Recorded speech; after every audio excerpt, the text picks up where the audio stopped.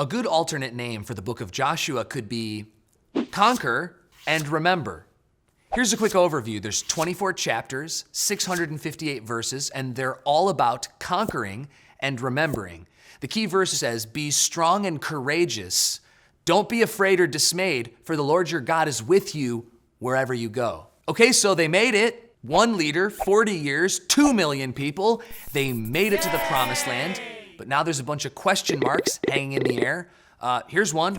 Would they obey and receive the blessing, or would they disobey and receive a curse? Here's another question. Moses is gone. He's dead. The Israelites as a people group have virtually no shared internal identity outside of Moses as leader. Could Joshua really lead them like that? Would God talk to Joshua like he talked to Moses? Would God still come down in a cloud? What's going to happen when we take possession of the land? Remember, none of the people currently alive in Israel have any history of anything other than being nomads. They don't know how to live in one place. Have you heard it said, divide and conquer? Joshua's the opposite. They conquered, then they divided. That's the structure of the book.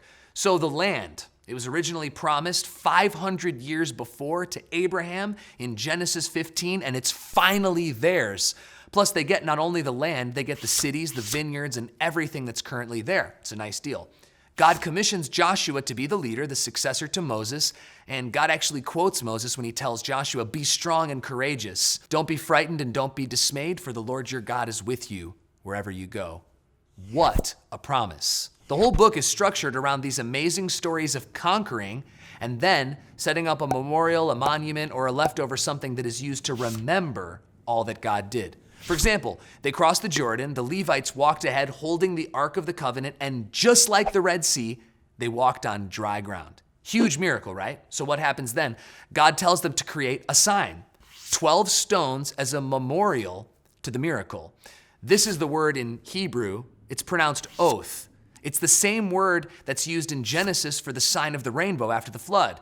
It's the same word used for the sign of the circumcision, which Joshua soon had them do out of obedience. God told the people to bring their kids to these signs and tell them what God did. Conquer and remember. Before the bulk of their battles, Joshua saw a mysterious man with a sword drawn to fight. So Joshua calls out to him, right? He's like, "Are you for us or our enemies?"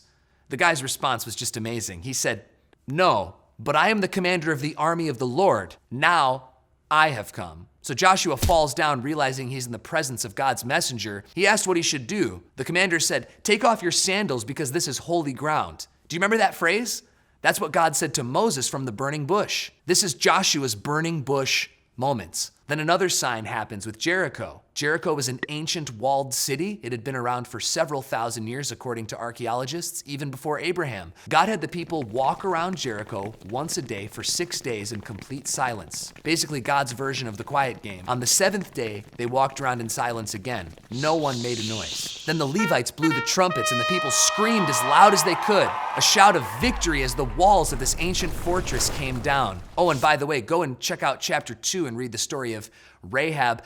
I don't have time, I wish I did, to get into it here, but she ends up being in the genealogy of Jesus. Then after the conquering, there's a sign. The destroyed city of Jericho was to stay unbuilt in a heap of rubble as a sign of God's destruction of his enemies. And more signs abound. Achan disobeyed God and stole valuable items from Jericho. The people stoned him and left the pile of stones as a, you guessed it, sign. The people of Israel lost to Ai because of Achan's disobedience. Then they won and destroyed the king of their enemies and again left a pile of stones upon him as a sign to remember. Right after that, Joshua built an altar on Mount Ebal, acting out God's command through Moses from Deuteronomy. Remember the 2 mountains of blessing and cursing? The altar was a sign of the covenant to remember. Then 5 kings got together and fought against Israel, and it's for sure Joshua's high point as a leader, right?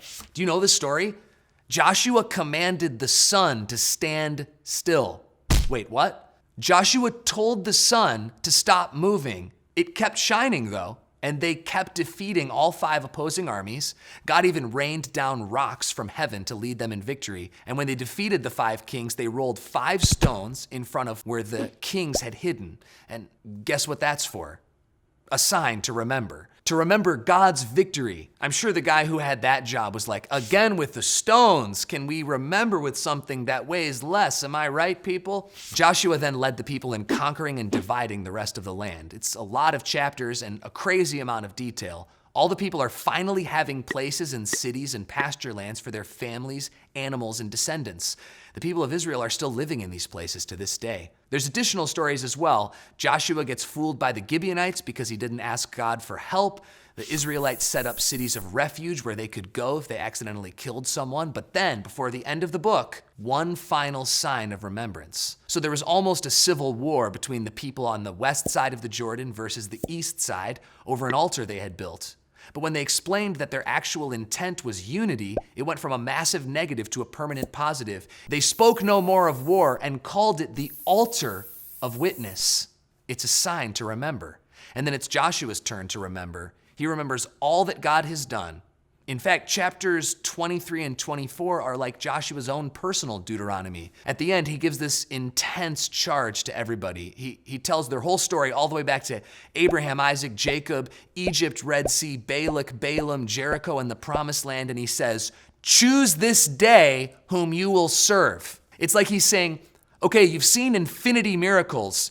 Be on God's team 100% right now. Joshua makes it clear what he is choosing and then says this iconic phrase, as for me and my house, we will serve the Lord. There's no middle ground in the book of Joshua.